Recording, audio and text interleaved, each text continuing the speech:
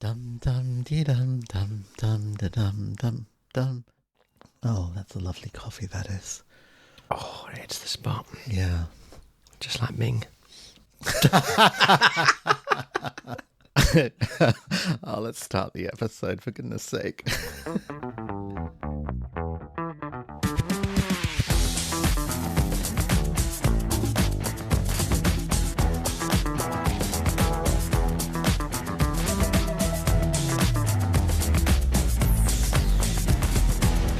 Hello and welcome to another episode of the Joy Tuck Club, a podcast that celebrates the diversity and beauty of transgender identities and expressions. I'm Rachel, and with me is my co-host, the beautiful Phoebe. We are also known as Red+Freckles and are the team behind Too Damn Trans. Say hello, Phoebe. Hi, Rachel, or Red. Red? Freckles? Yeah. Hey, it's really wonderful to be here as always, but can we just take a moment to talk about the reaction our first 3 episodes have had and the amazing feedback we've received? Absolutely. When we first started doing this podcast, we envisioned it would be a podcast by trans people for trans people, but we could not have predicted the effect we're having on the cis. I know. I've had I've had amazing amount of people ask me questions because, you know, we're talking about stuff that cis people have no idea that we have to go through, and why would they? Yeah. You know, but we're educating them as well, and I've had hour-long conversations with people off of the back of previous episodes. It's been great. Yeah. So, to all you cisgenders out there, hi.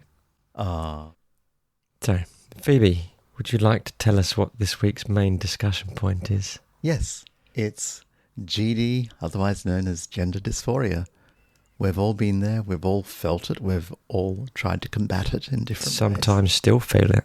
Well, yes.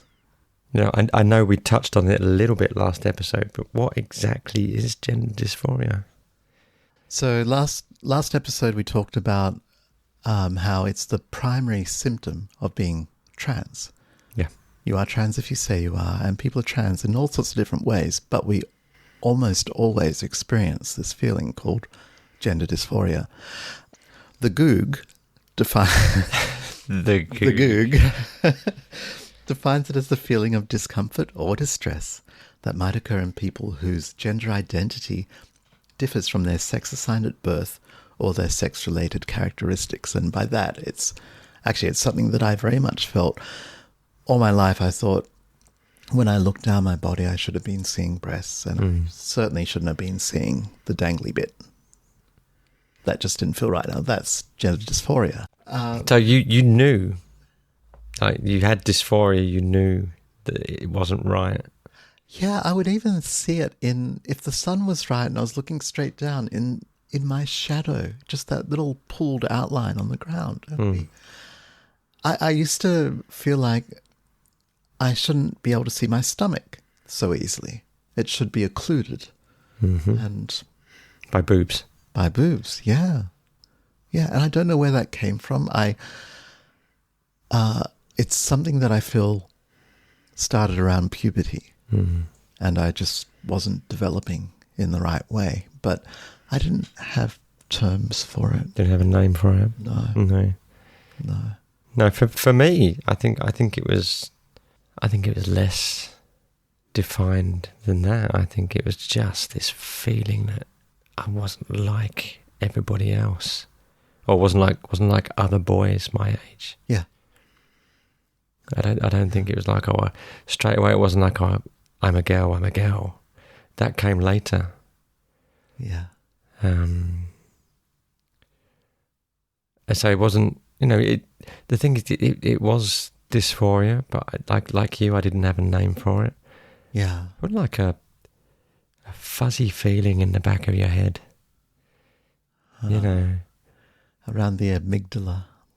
You know, your primal. You know, if you stroke a cat backwards, yeah, someone's doing that to your brain. Try not to. Yeah, no, yeah. You're right. It's not comfortable. It's just like something like that. We've touched a little, I'm sure we'll come back to it, about the physical characteristics, but that discomfort that goes for clothes as well, doesn't it? Yes. Yeah. How was that for you? I mean, I I lived in a world of school uniforms for quite a while. Yeah. And I was in an all-boys school. There was a girls' school across the road. Oh, same. Right. How I long to be dressed differently amongst them. Yeah. And I used to go across the road and talk to them over the fence, but that was so frowned upon, even though I was really young at the time. This was before puberty. Sorry, I got lost in a memory then. Oh, the clothes has summed up that feeling, and for me, it just remembering it makes my skin kind of crawl. It really does. You can see how I just sort of tense up and like, get it away. There's a really good tweet you found. Oh, it is a really good tweet. Hang on, let me just find it. It speaks exactly to this feeling. And it says, being trans isn't a mental illness. The best analogy is a pair of shoes. If you're born with the perfect fit, you won't even think about it. But if you're born with shoes that are too big or too tight, you'll feel it in every step you take. Everyone deserves to wear shoes that fit. Oh, yeah. Yeah. That does kind of, that's a pretty good analogy of summing it up. Yeah. Something to be clear about, though, is that someone experiencing gender dysphoria is not mentally ill. This is the difference between dysphoria and dysmorphia. Yeah. It's a common mistake to make, dysmorphia being that you're unhappy, you see your body in a different way to the way it is, typically in terms of size. It can also be in terms of the length of your legs and all kinds of things. Yeah. These can be fixed through therapy and surgery. Dysphoria also can be fixed in different ways. But really what we do in transitioning is treat it. We treat it so that it reduces in effect. And for many of us, I don't think it ever really fully goes away. But nowadays, when I walk down the street, I don't feel like I'm walking along in the wrong set of shoes. Yeah. And let's also be clear, if you don't suffer from dysphoria, it doesn't make you any less trans if you say you are. No. It's not a necessary symptom. Not everybody suffers from dysphoria. No. And the thing that I found is that it got so much worse once I knew I was trans. And once I had a name for it. It changes even now. Like when I first came out, I remember I had my my sit down with a psychologist to get my gender dysphoria diagnosis, which is what you need to progress in your transition, get on HRT and whatever. Yeah. And he asked me, like, do you have any dysphoria over your penis? And at the time, I was like, well, no, it's just there. Yeah. I don't feel either way about it. Yeah. And it wasn't a source of dysphoria. But the thing is, as I've gone through my transition and as I've seen myself change, now I look in the mirror and I do get dysphoria over my penis because it doesn't fit with the rest of me now. Yeah. The rest of me's changed. I've become more feminine. And like you said, I've got this thing and it just doesn't look right. I don't want it. Yeah. So, it's a changing things. How's dysphoria manifested itself for you? In all sorts of ways, and some of them I think align with cis women. To explain, when any woman goes and has her hair done, she'll come out feeling more like herself. Yeah. Somehow more fitting. When I have my lashes done. Oh, yeah. Yeah, extensions. Love them. Right? What an incredible difference it makes psychologically. Anybody who's listening, if you haven't had your lashes done, you should go and get them done ASAP. Yeah. Yeah. Unless you don't want them. Well, unless you don't, yeah. Yeah. But they feel amazing. Yeah. Do you still feel dysphoria? It comes and goes.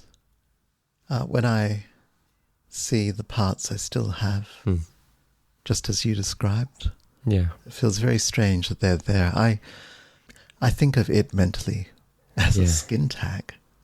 Honestly, that's That's the importance it has Yeah. in my brain. And there was a wonderful mapping of the human brain to the body in terms of surface area representing sensitivity. And so it looked like a caricature of a person, a strange alien person, with the lips being very, very large, quite a large tip of the nose, and skinny upper arms, for example. And you can imagine what happened in the genital area. Yeah. And I feel like that mapping's probably changed a lot for me now. Right. Yeah.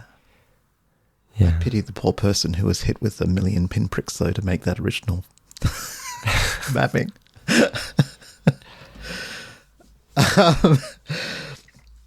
So dysphoria, it actually does manifest in several different ways. Right? It's broadly broken down into 3 categories. Yeah.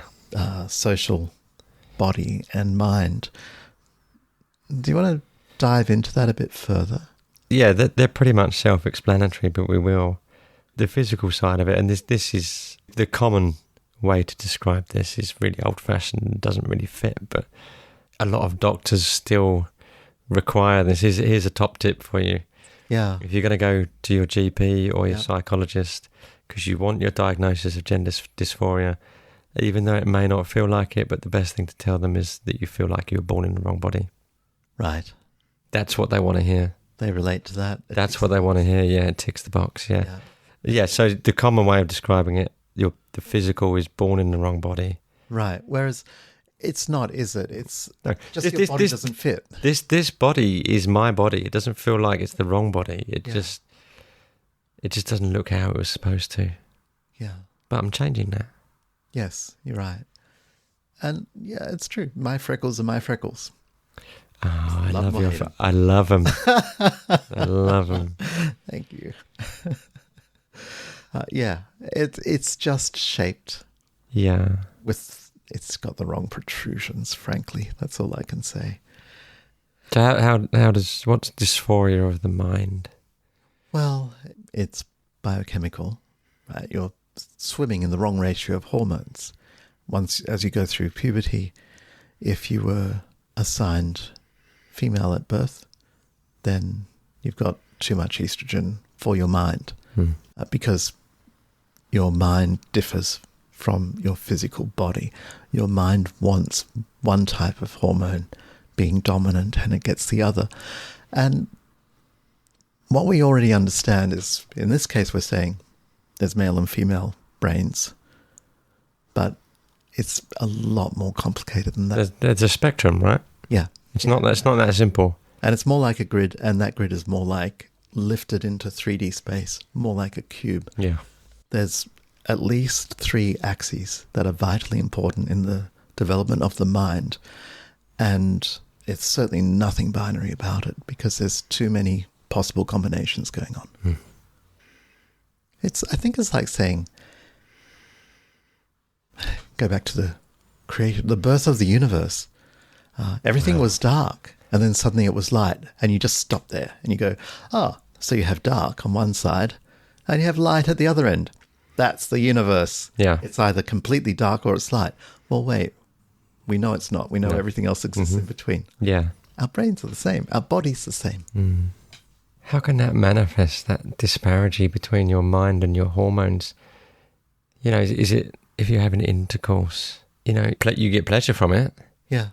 but you lose interest because it's wrong? Is that your mind? What you're doing is pleasurable, but it doesn't feel right. I used to kind of want to turn inside out, and I used to flip the sensation around as well. But that took work. That wasn't entirely automatic, but it's what would make it feel right for me. Yeah. We've touched on physical and mind. Yeah. How about social? Is that the way we present? There's a mismatch how you want to present and how society tells you should present. How you want to be seen. Yeah. Yeah. I had fun with this because I've always dressed quite feminine. So girls' jeans. When skinny jeans became a thing, I was so happy. So happy. I remember once I got an elder daughter and we were going out for dinner. Yeah.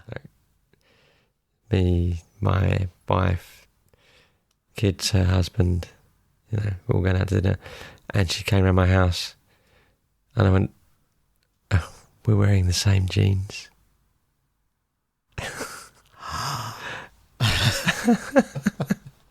I still wore them.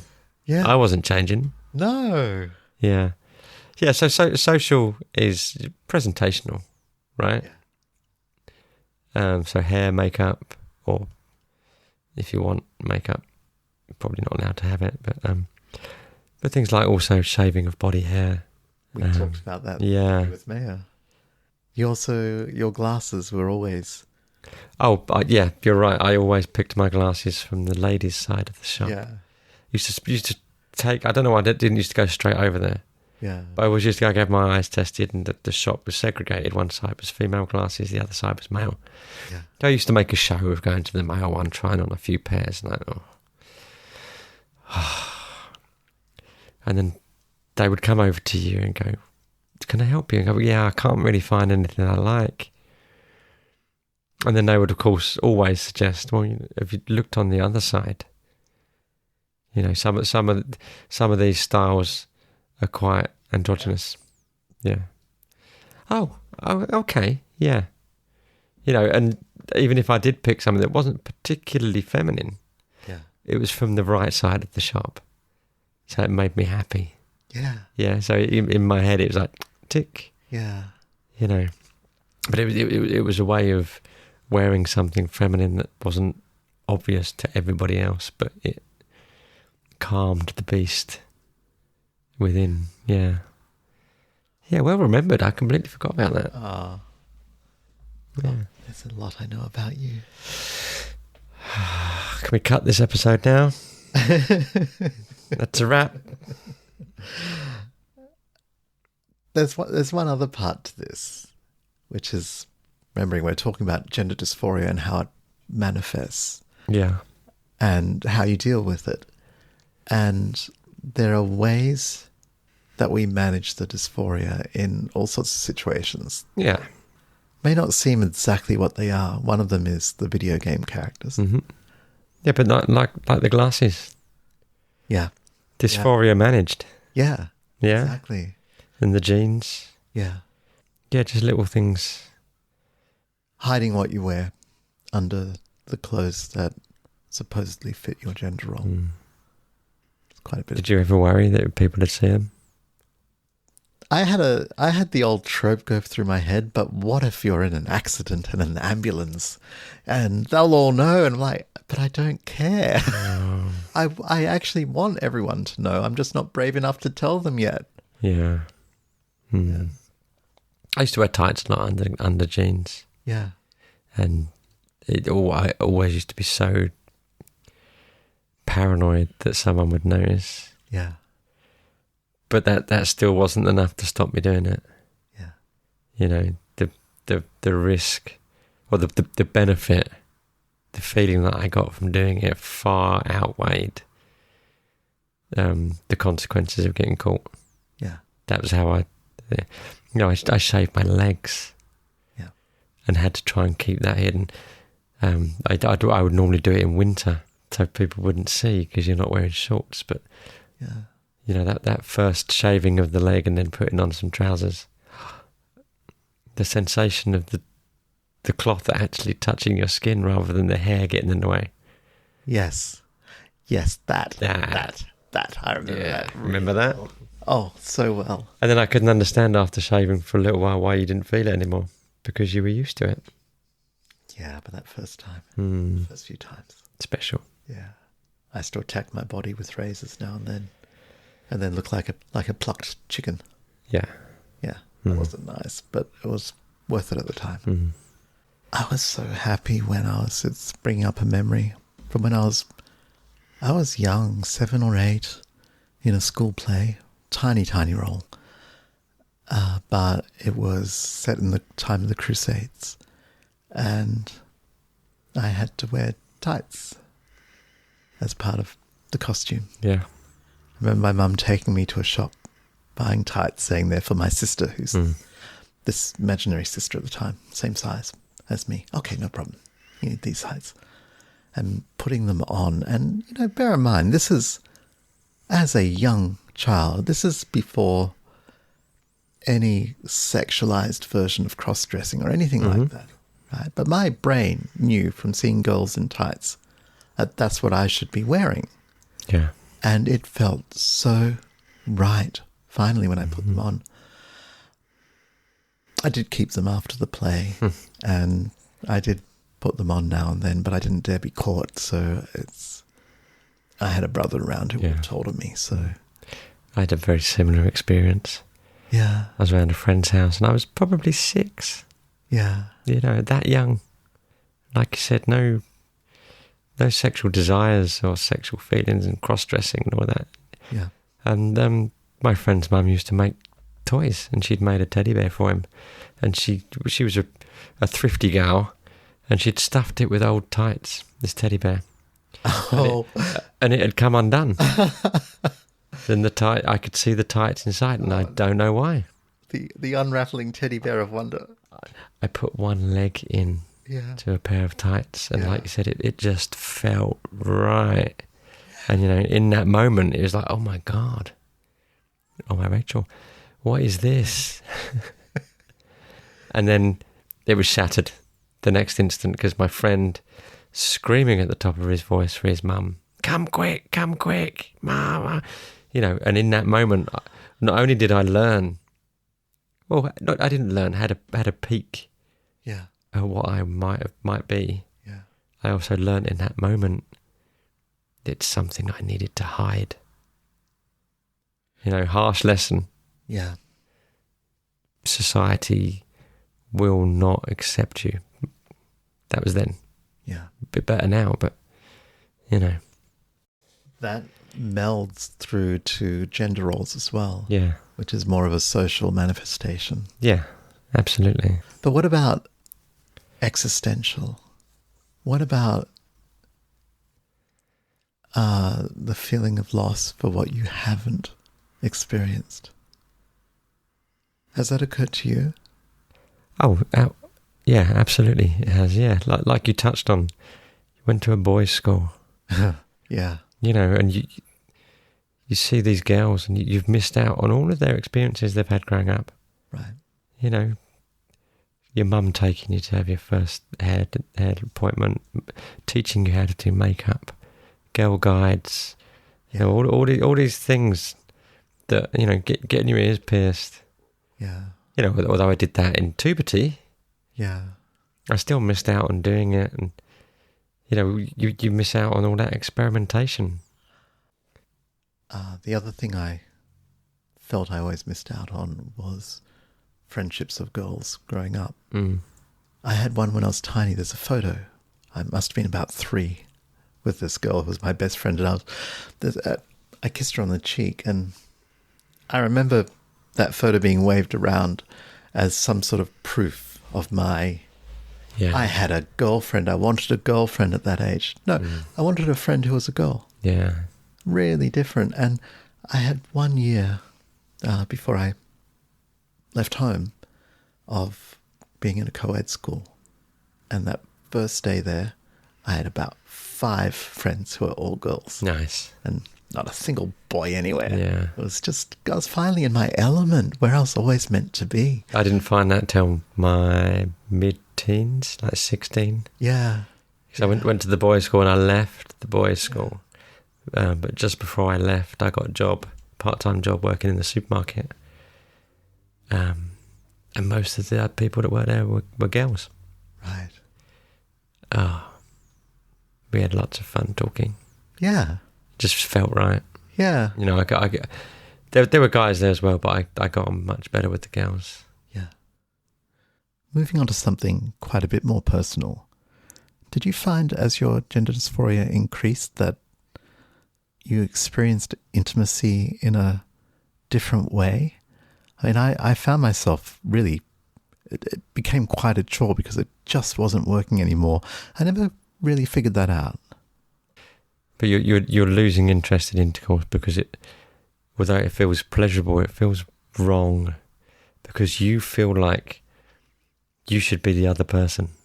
So if you were assigned male at birth and you're having heteronormative sex with a female, although you're enjoying it, for me, and I know you, you put yourself in the other person's place. I was going to say shoes then.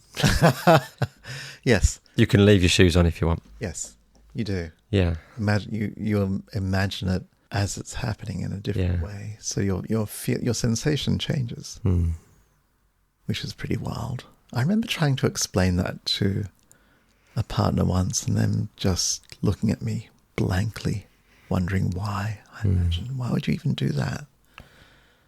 Yeah, I mean, very rarely, but a couple of times I was actually permitted to wear stockings whilst having sex, and let me tell you, that was good sex. Yeah. Mm-hmm. Because that felt right. That felt how I felt I should be. I should be the one in the lingerie. Right. So that was easy sex. Do you know something we didn't touch on? What? One of the best things to relieve dysphoria was that first HRT. Oh, yes. Even if you're on the lowest dose of HRT, that's such a dysphoria relief. Yeah. Knowing that you're actually doing something, you've got the right hormones, you're starting to fight back. You know, and that's a real good way that if you're not coming out, just start on the lowest dose. Yeah. You know, and you will feel so good just knowing that you're doing that. And it may not even be enough to make any physical changes, so it's a real good way just to keep on top of things. I remember that incredible feeling taking my first estrogen. It was in pill form, 4 milligrams, and it was a transformative moment psychologically. Yeah. Because I felt like I was finally on the path to actually treating the dysphoria. Yeah. Although, of course, that 2 milligrams is not going to do anything for you. Was it 4 milligrams? 4. 4 milligrams? What? That 4 milligrams isn't going to do anything. No. You have to do what you can to manage the dysphoria. Right. A first shot of tea, a first dose of E. Yeah. But in a lot of cases, that will cease to be enough and you'll have to take the next step. You know, because you can manage it at a certain level. Some people do, I don't know how, but quite successfully. Yeah. Manage to keep the dysphoria suppressed by doing some of the things we talked about, the management techniques. Yeah.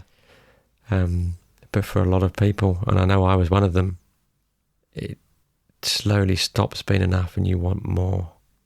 Yeah. And eventually it became unbearable and I came out and had to transition. If you'd like to read more on dysphoria, then do check out the Gender Dysphoria Bible, which is an excellent website, and it really does a real deep dive into the different types of dysphoria. It's a very comprehensive guide and a very useful tool for those questioning if they're trans. Okay. Thank you.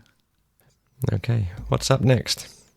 Next, it looks like it's time for the news, but you know what we're missing? Thank you, Red.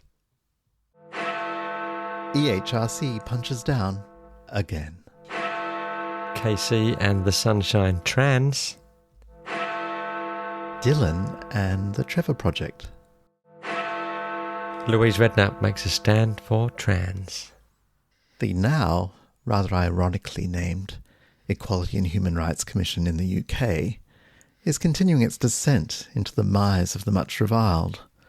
Its latest broadside appears to instruct schools that it's now okay to misgender, deadname, and otherwise harass students of all ages, as long as they don't have a GRC, which is funny because GRCs are not available anyway to anyone under the age of 18.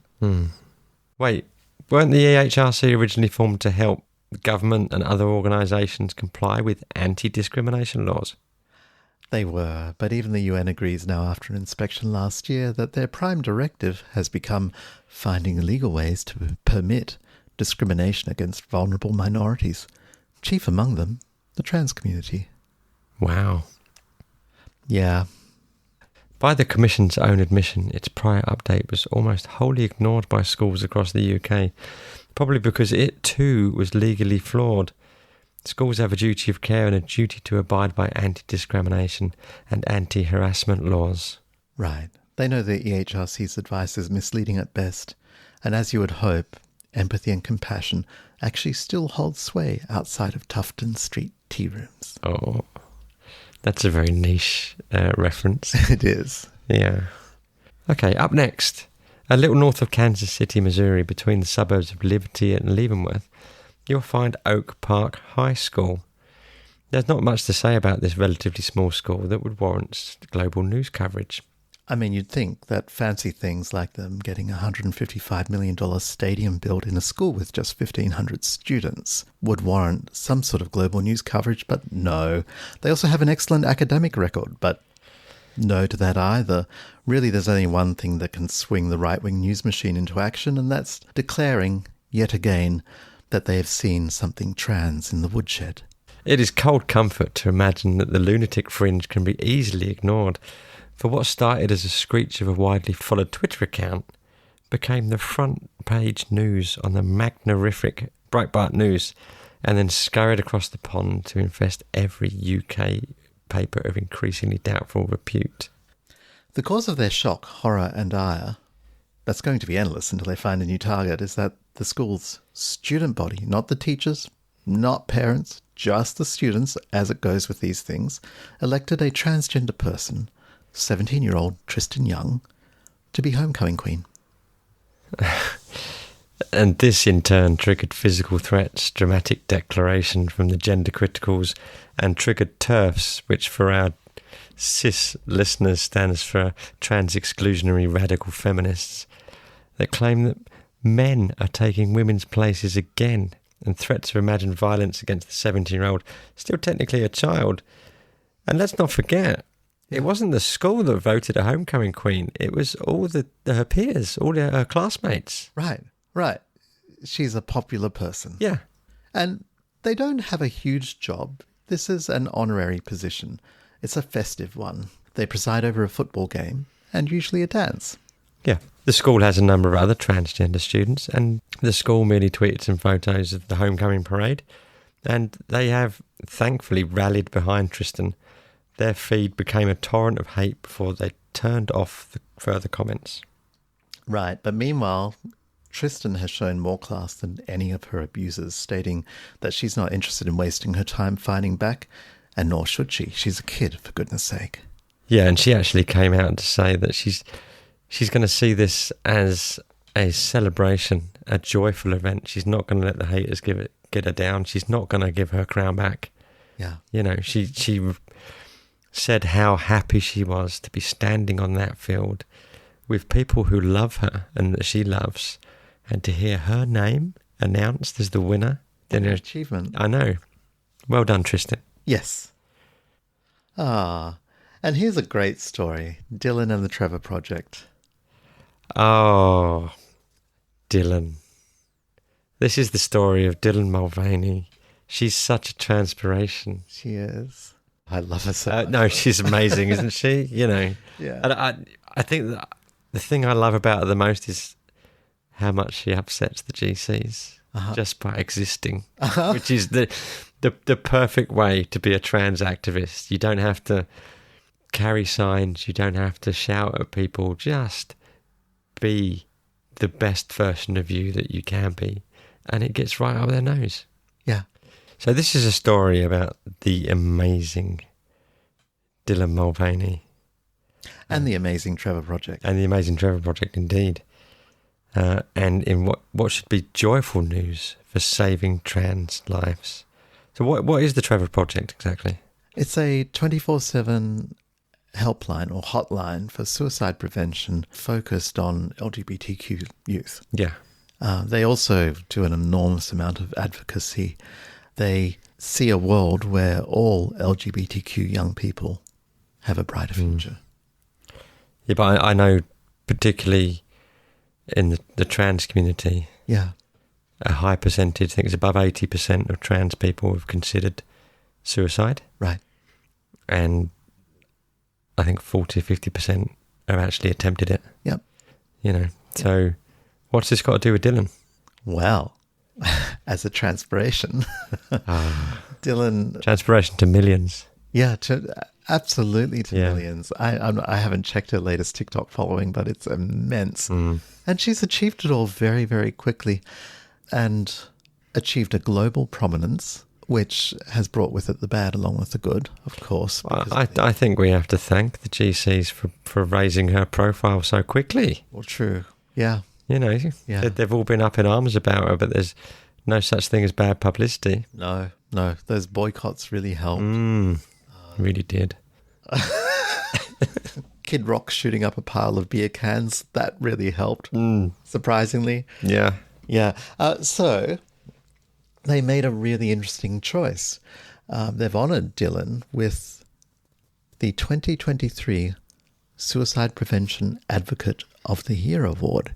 And I see it as a perfect match, honestly. But in this very, very strange world, this has caused lots of GCs to declare that no more will they ever give any money to the Trevor Project. Spoiler alert, I'm sure they never did. Yeah. I'm sure. It's just another one in the long line of boycotts. Yes. Oh, wait. Yes. Is it? Go on. GC boycott of the week. Oh, lovely. Very good. Your voice is improving. You think? Yeah, it must be the coffee. Yeah, hits the spot. So I say congratulations to Dylan and well done to the Trevor Project for all the fantastic work they do. Absolutely. And for an outstanding choice. Yeah, definitely. So moving on to our last story. Oh, which is a self-boycott in the same way that people kick own goals. Is it another boycott? It is. Another GC boycott of the week. Oh, that was fantastic. Yeah, I can't believe I got that out in one take again. Right. Okay. All right, so. Let's get into the bones of this one. Okay. In the 90s, there was a chart-topping British girl group called Eternal. I know. I was a big fan. Oh. Just a Step from Heaven was one of my favourite songs. Really? Yeah. Can you hum a few bars? No, I couldn't possibly. I don't want to ruin my voice. Oh, saving it for the boycotts of the week. Yeah, there's been a lot of them recently. That's true. Eternal was the chart-topping British girl group of the 90s, and they had planned a full band reunion, but that all fell apart. Do you know why it fell apart? It fell apart because the two sisters, Esther and Vernie Bennett, allegedly refused to play certain dates over objections to trans issues. And those dates just happened to be Pride events. Yeah. I think basically they were saying that they support the LGB community and they felt like trans people were taking it over. So they refused to play it because they felt it was supporting trans people. Wow. How did the other two band members, obviously the high profile one is Louise Redknapp. Yeah. So what did Louise Redknapp and fourth band member Kelly Bryan think about this? Well, Louise is a huge supporter and ally of the LGBTQ plus community. And both herself and Kelly said they weren't going to work with anyone who held the views that the other two sisters had. And so as such, there was no way for the reunion to go ahead. Wow. So the team behind the proposed Eternal reunion are gay, including management, PR and tour promoter. Shortly after the news dropped, Redknapp posted a picture of the Progress Pride flag on her social media feeds, captioned, "Always and Forever," which, as Phoebe knows, is the title of Eternal's first album. Oh, is it? Oh no, I'm from Australia. Did they not make Australia? You've shared previously how I have no pop context. Pop culture stunted. Yeah. Yeah, okay. Once we're finished, we'll pop that album on and can't wait. Me, you and Ming can have a dance. So here's the irony in all of this. The two sisters said they're not going to play these events. And so Louise and Kelly said, well, the reunion's over because we don't want to be in a band with people like that, people like you know, who hold these views. Mm-hmm. And the Sisters and GC and TERF internet and news organisations then said it was Louise Redknapp who had cancelled them. Yeah, when actually they were the ones doing the cancelling. Yeah. And in the end, they end up cancelling themselves. They did. And in that way, Louise Redknapp's husband would appreciate that they kicked an own goal. Oh, very good. Wow. Hasn't listened to Eternal's first album, but knows all about Jamie Redknapp. What's that all about? What's up next, Phoebes? Questions and maybe answers. Okay. All right. So we're at this part of the podcast again. I love this part, actually, where we answer any transition-related questions and offer information on all aspects of being trans, from how to come out to what to wear when you go out. Yeah, we should just point out that the content of this podcast is for general information and entertainment purposes only. You should always seek the advice of a qualified expert before making any decisions based on the information provided. Thank you. Can we have the first question, please?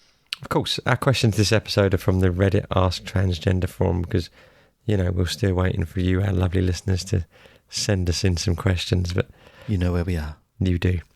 And this first one continues our dysphoria theme. And it is this. Hi all, I realised I was trans about 4.5 months ago. And before then I never had any dysphoria. It was only a sort of disconnected feeling from myself. I didn't feel right, almost as if I was just acting like this, like a man. Because that's what I was raised as, and that's what people expect. I realised I was trans when I asked my friends to use she/her for me, and I really liked it. It gave me euphoria. However, since then I felt dysphoria quite a bit in many different aspects, and I just wanted to know if anyone else's experience was like this, and if this is normal. In short, didn't have dysphoria before realising I was trans, but I do now. I'm MTF, 18. Oh. All right. So I sense a fairly fresh egg here. Yeah. 4.5 months cracked. Yeah. Yeah. They haven't been able to travel very far along the journey yet. But I think we actually discussed the answer to this a little earlier. You know, you mentioned that feelings of dysphoria can increase. Yep. And typically do once your egg's cracked. Yeah. You're out. Once you realise you're trans. Yeah, and you've got a name for it. Yeah. Yeah. So they want to know if anyone else's experience is like this and if this is normal. And I think a high percentage of trans people would relate to this. Right. You know, we've got that interview coming up shortly with Oliver Radcliffe. Yeah. Mm. And he said exactly the same thing. Yeah. That as soon as that button was pushed that said, I know what I am, it's like his word was a roller coaster. Mm. I have no name for you here, but it's perfectly normal. That's it. There's nothing to add to that, really. You answered that really well. Oh, thanks. I have nothing to add. Good answer. Shall I read the next one? Yeah. Hey, I'm 20 years old and I need some advice on how I can get rid of my dysphoria. For the longest time, I didn't really understand trans people. I watched videos of trans people and I started to feel dysphoric, and I've been becoming more and more so over the previous months, to the point where I overthink a lot. I've been daydreaming about wanting to be a girl. That started when I was 14, where I'd watch cartoon videos of guys dressing up as cute girls, and I'd think to myself, wow, how do I get dressed up like that? So can you all give me some advice on how to get rid of my dysphoria? My family's pretty traditional, and I don't actually want to keep having these thoughts, even though I sometimes hate being a guy. But, you know, I'm scared to even search up the word trans on Google, Twitter, and so on, because there's so much blatant transphobia. I don't know how you guys do it, to be honest. So can you all give me some advice? How do I get rid of it so I still embrace being a male? Wow, that's... How do you not transition? This person's describing all the symptoms. Are they scared to transition because of the transphobia out there at the moment? Or because they don't actually want to be trans? Well, They sound pretty confused. Well, they say their family's pretty traditional, so that's a prime factor in preventing transition. That's one of the primary causes in detransitioning. It's all set up for that. Yeah, but okay. I came out, and a little while into my transition, my then wife wasn't coping with it very well. Yeah. And I could see the writing on the wall. Yeah. Yeah. I knew if I pursued my transition, it was most likely going to end our marriage. So I was like, hey, that's fine. Yeah. I can stop this. I can put it all back in the box and pretend it never happened. Go back to how I was. Yeah. It's going to be fine. Wasn't fine. No. It's very difficult once you've made that connection. It's quite easy to carry on with your life pretending to be the person you're not when you don't know what you are. It's so much harder to put it all away and ignore it all once you've had that eureka moment, like, oh my God, I'm trans. Yeah. I'm not saying you can't do it. Some people can do it. And hats off to them, because I don't know how they can do it. But, it's tough. I think that the only thing I can suggest is there's nothing stopping you trying to put it all back in its box and ignore how you feel and avoid those searches, and don't talk about it with anyone. Keep it all bottled up and see how long you go. Maybe you'll arrive at a place in your life, some point in the future, where you can unpack some of this and start to alleviate some of the dysphoria. But keeping it out of sight, out of mind, I don't know, more power to you if you can. Or maybe you can transition to gender fluid, non-binary. You don't have to go the whole hog. Yes. Maybe that will be enough just to start dressing a little bit more androgynously, or just a little bit more feminine. You don't have to, there's different degrees of transitioning. Yes. It's not a one size fits all. Yeah. Maybe they're just not aware of that. Yeah. Or how amazing the effect can be of just having some hormones. They may not be somewhere where they can do that. It's a really tough position, and I don't really have anything more to say on it. No. What a question.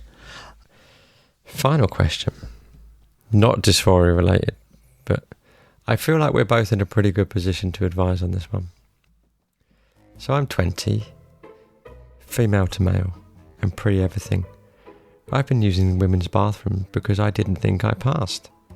But for the last month or so, every time a stranger has used the gendered term, they've used masculine, male ones. I'm now not sure which bathroom to use because I don't want women to see me, assume correctly I'm a guy, and then get uncomfortable, upset. But I also don't want to use the men's, because if they think I'm female, I could be in danger. I've been mostly avoiding using public bathrooms since I started passing to some people, but I know it's going to be unavoidable in some situations. Does anyone have any advice on which would be the safest to use when I can't avoid using a gendered one? I'm asking here because I know bathroom culture, etiquette differs between countries, and I'd like to get the most applicable advice for the UK. Phoebe, what do you think? So this is a really good question because it's applicable advice for the UK, but I think it applies anywhere in the West. Yeah. And we might all, with changing bathroom laws, be pushed into certain situations that we're not comfortable with to satisfy the comfort of others. My initial reaction on hearing this, it's probably not my final one, but my initial one was just, you know what, you might be safer using a women's bathroom because I know what men can be like. It feels like a dangerous situation to be in. You're pre-everything, and a male clocking you in their bathroom seems like maybe an unnecessary risk. But on the other hand, that's what we do anyway in being trans. Life becomes a risk that is necessary. Yeah. So what do you think? Well, I think the other way. I think he's better off using the male lavatories. Yeah. Because you know what? If he's passing, for the last month or so, every time a stranger uses a gender term, the masculine male ones, Yeah. passing or starting to pass, Yeah. you're not going to want to be in the female toilets. Yeah? Because there's craziness now. Because there's craziness now. And the other thing is, use the male toilets, because guys won't even look at you. Guys don't look at each other in the toilets, let alone speak to other people in the toilets. So that's a great point. yeah. Yeah. So I think you're safer going into the men's than you are going into the women's, and someone clocking you as male, telling their irate husband who's waiting outside with the shopping that there's a guy in there. Yeah. Because that's going to lead to a difficult situation. I think you're much safer in the guy's bathroom. Because it's a thing in guys' bathroom. No eye contact. Yeah. No talking. Yeah. Yeah. No one hangs around in front of the mirror either. No. Go in a cubicle. You're good. Yeah. So I'd say use the men's. Good answer. Okay. Is that it? Mm-hmm. Question time's over. I hope we've provided some useful answers. And that's a wrap for this episode of the Joy Tuck Club. We want to thank you, our listeners, for tuning in and being part of our community. If you want to connect with us further, please visit our website, thejoytuckclub.com, where you can find show notes, resources, transcripts, and more. You can also follow us on Twitter, Instagram, and Blue Sky. The handle is @2damptrans, and now on Facebook as well. Woohoo! You can DM us on any of those platforms if you have any questions or topics you'd like us to discuss. Don't forget to subscribe and rate us on Spotify, Apple, or wherever you listen to podcasts. We're on all the popular platforms now. And even some of the unpopular ones too. Speaking of podcasts, we just recorded the most fantastic interview with one Oliver Radcliffe. Yeah, we did. Do you want to tell us a bit more about Oliver? Well, he's our first FTM interview. This is one of our Transpiration specials that hopefully we're going to release next week. Yeah. And I've never heard a more interesting exposition on all topics relating to the transgender experience. I found it particularly informative, because like I say in the interview, we're on the same journey, but we're walking opposite directions on the path. It was really, really fascinating to hear what it's like. Yes. Going in the other direction. Yeah. And we're two sides of the same coin. Yeah. It was great. I think it's unmissable. Yes, absolutely. So look for it next week. With new cover art. Indeed. So, so we appreciate your feedback and support. So until next time, remember, you are valid. You are beautiful. And you are transcending boundaries.